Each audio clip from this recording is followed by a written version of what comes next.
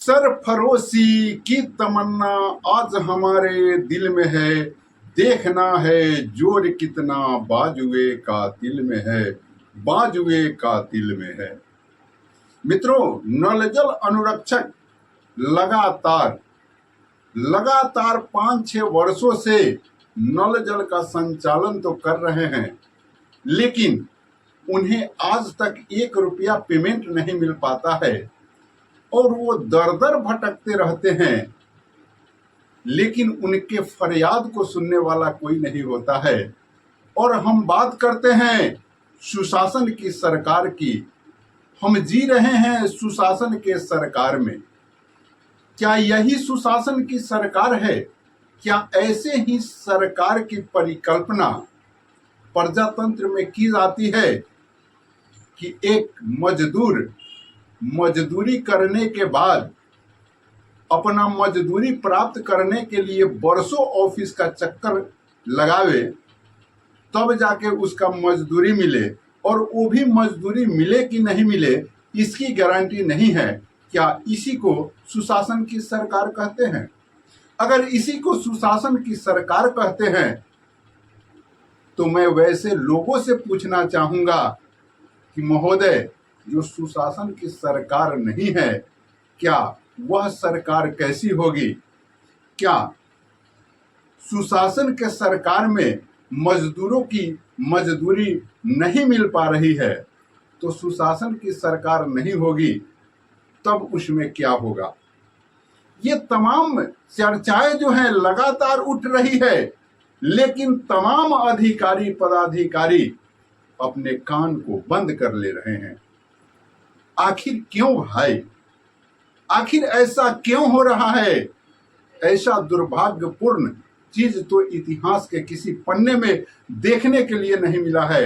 एक से एक आताताई शासक इस सृष्टि पर हुए हैं, इस भारतवर्ष के धरती पर हुए हैं, इस बिहार के धरती पर हुए हैं, लेकिन ऐसा दुर्भाग्यपूर्ण परिदृश्य इतिहास के किसी पन्ने में नहीं आया है कि लगातार मजदूरों को मजदूरी कराकर 6 साल 7 साल और उसका मजदूरी नहीं दिया जाए।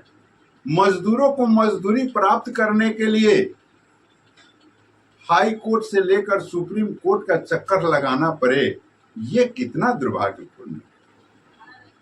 और इसी दुर्भाग्यपूर्णता का फायदा भी उठाने से लोग नहीं चूकते। हम जाए तो जाए कहां, करे तो करे क्या? ये तमाम चीजें जो प्रश्न खड़ा करता है, तो आखिर यह प्रश्न उठता ही क्यों है? आखिर अधिकारी जो नल जल ड्रीम प्रोजेक्ट कहा जाता है, उस ड्रीम प्रोजेक्ट पर नजर क्यों नहीं उठाते? तमाम तरहों का वीडियो हम लोग चैनल पर डालते रहते हैं, हर चीज हम लोग बतलाने का प्रयास कर रहे हैं। सारा विभाग आज करप्शन से भरा हुआ है। आखिर यह करप्शन रुकेगा कैसे? क्या इसी करप्शन के सरकार को ही सुशासन की सरकार कही जाती है? कमेंट करिएगा बंधु। सुशासन की सरकार और करप्शन आपात, गजब की उक्ति है हमारे बिहार के शासन पद्धति में। और हमारे अनुरक्षकों के बीच भी असमंजस है, और लोग काम कराना कम और दौड़ना ज्यादा चाहते हैं।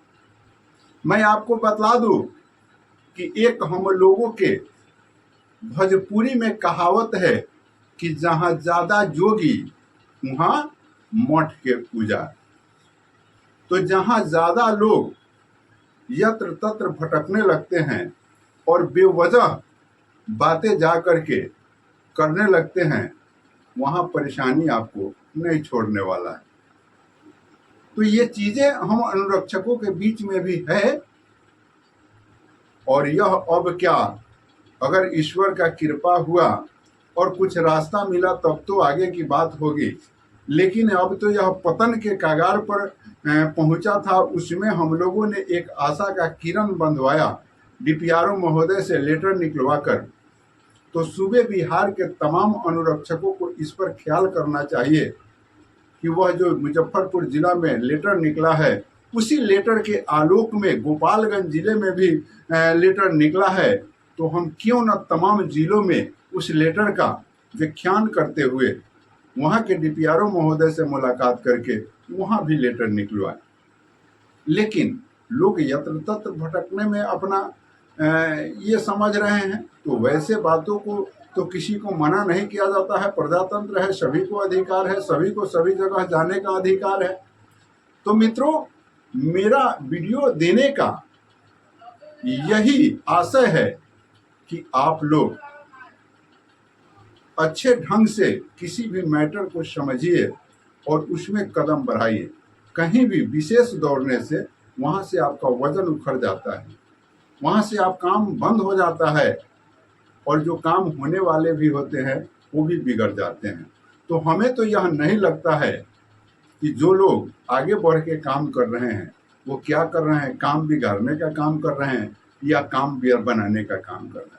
अगर लेटर निकला है तो उस लेटर के आलोक में तमाम जगहों पर, तमाम जिलों में लेटर निकलना चाहिए। अपने अपने प्रखंड विकास पदाधिकारी से मिलना चाहिए, अपने प्रखंड पंचायती राज पदाधिकारी से मिलना चाहिए और जिन अनुरक्षकों का पेमेंट नहीं मिला है उनको पहले पेमेंट प्राप्त करने की प्रक्रिया में आना चाहिए, न कि यत्र तत्र भटकना चाहिए।